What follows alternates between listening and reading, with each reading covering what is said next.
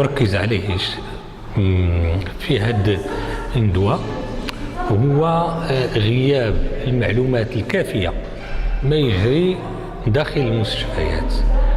ما يجري من مغالطات وما يجري كذلك من حقائق التي تجعل هناك تناقضات تستدعي التدخل العاجل لإرجاع الثقة ما بين المواطن وما بين المراكز الاستشفائية أو مؤسسات الاستشفائية. هذه الثقة التي افتقدت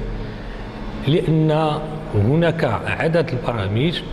لم تكن محط إخبار المواطنين حتى تكون المعلومات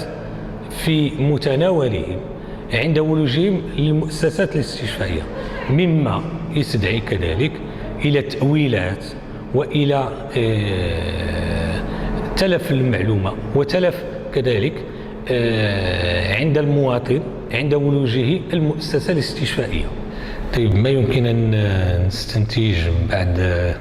النقاش ونقاط تدخل العديد من المتدخلين؟ لابد أننا نفكروا ونركزوا شيئا ما على المستشفيات حتى تكون هي مدخل للمواطنين، وبالتالي لابد نركزوا على نقطة أساسية هي خلق مصالح